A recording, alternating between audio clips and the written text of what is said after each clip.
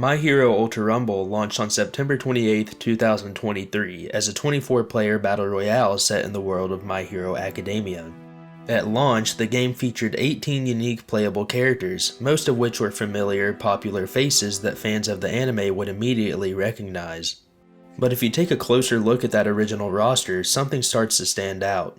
Alongside the obvious picks, there were 4 characters who felt a little strange. Characters who didn't have much screen time in the anime, weren't fan favorites, and on paper didn't seem like natural choices for a launch lineup. So why were these characters included from day one?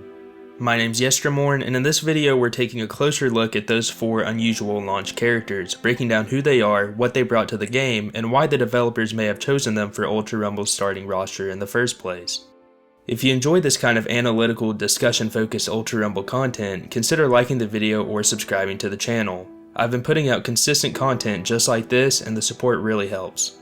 With that out of the way, let's get into it. Before we talk about the 4 strange inclusions, it's important to look at the launch roster as a whole first. Ultra Rumble launched with 18 playable characters, and when you break that roster down, a very clear pattern starts to emerge. Exactly half of the launch roster, 9 out of 18 characters, came directly from Class 1A. This includes the obvious picks like Izuku Midoriya and Katsuki Bakugo, but also several of Class 1A's more secondary characters, such as Denki Kaminari and Momo Yaoyorozu. Even though some of these characters didn't receive nearly as much screen time as the main trio in the anime, they were still extremely popular with fans. Class 1A is the core of My Hero Academia's story, so pulling heavily from that group makes perfect sense. From a marketing perspective, these are familiar faces that players already recognize, care about, and want to play as. Including them at launch was a safe and smart decision. So if half the roster is dedicated to the most recognizable student heroes, what about the other half? The next chunk of the roster was made up of villains, specifically 4 members of the League of Villains. Once again, these picks are very logical. The League serves as the primary antagonistic force throughout much of the anime, and characters like Shigaraki and Dabi are just as iconic as the heroes they oppose. Any My Hero Academia game launching without a solid villain presence would feel incomplete, and Ultra Rumble handled that side of things fairly well. At this point, we're up to 13 characters total. One more character slot is easily accounted for, All Might. As a symbol of peace and one of the most important characters in the entire series, All Might was a guaranteed inclusion. There was simply no version of Ultra Rumble's launch roster where he wasn't playable. And that leaves us with 4 remaining slots, 4 characters that don't belong to Class 1A, 4 characters that aren't villains, and 4 characters who have little screen time and far less mainstream popularity compared to the rest of the roster. And this is where things start to get interesting. The 4 characters in question are Ibara Shiozaki, Itsuka Kendo, Mount Lady, and Cementos. To start, let's focus on Ibara and Kendo. Both Ibara and Kendo are members of Class 1B in the anime. While Class 1B is an important group, their role in the story is largely limited to serving as rivals to Class 1A. Outside of a few key moments, they don't have much impact on the overall narrative, and their screen time is fairly limited. That's what immediately makes these 2 such strange inclusions for Ultra Rumble's starting lineup. That said, I'll give credit where it's due. If the developers were set on including characters from Class 1B at launch, these were probably 2 of the better choices. Aside from Nato Monoma, whose copy-based playstyle is far more complex and wasn't introduced until later, Ibara and Kendo are arguably the most prominent members of the class. Kendo serves as Class 1B's representative and de facto leader, while Ibara is portrayed as one of the class's strongest fighters and is treated as a legitimate threat by Class 1A during their joint training battles. Even with that context, their inclusion at launch is still difficult to justify. When you look at the broader My Hero Academia cast, there were far more recognizable and popular student characters the developers could have chosen instead. Notably, none of the UA's big 3 were included at launch, despite being fan favorites and far more central to the story. Also, aside from Shinzo, no Class 1A characters have been added to the game since launch at all.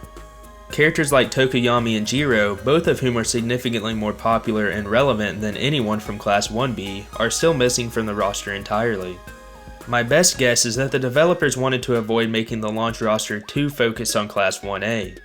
Including students from outside that core group added variety to the game right from the start. Still, even with that explanation, Ibara and Kendo remain very odd choices for a launch roster, especially when weighed against the students that were left out. Now let's take a look at Mount Lady and Cementoss, and honestly, these two might be even stranger inclusions than Ibra and Kendo. Both of them are pro-heroes in the anime, and while they do appear early on, neither of them plays a major role in the story. Mount Lady has a bit of a presence during the earlier arcs and gets a few moments in the later seasons, but she's never a central character. Cementoss, on the other hand, is a UA teacher who barely gets any screen time at all. What really makes these inclusions feel bizarre is who wasn't included at launch instead. Twice, one of the most popular villains in the entire series, wasn't added until much later.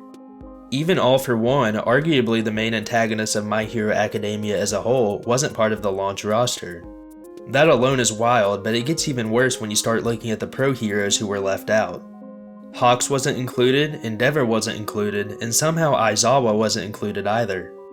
Let that sink in for a second. Cementoss made it into Ultra Rumble before Aizawa. Now, to be fair, I actually think both of these characters work really well as game characters. Mount Lady's gigantification is one of the most unique mechanics in Ultra Rumble, and Cementoss's ability to create structures gives them a playstyle that no other character has. From a gameplay standpoint, they're really fun additions, but that doesn't mean they should have been part of the launch roster. At launch, first impressions matter. That's when you expect to see the most iconic characters the series has to offer.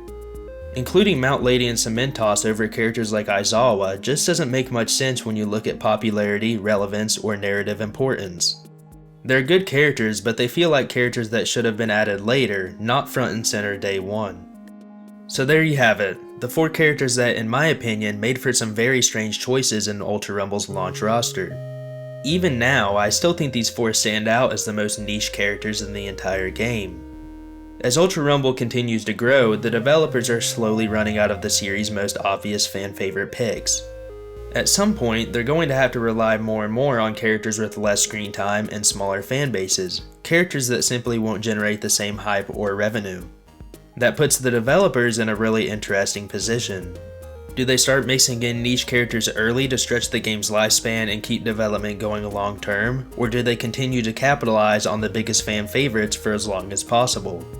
I'm curious to hear what you think. Were these 4 characters good launch choices, or should they have been saved for later? Let me know your thoughts in the comments below. If you enjoyed this discussion, consider liking the video or subscribing for more My Hero Ultra Rumble content. Thanks for watching, this has been Yestermorn, and I'll see you in the next one.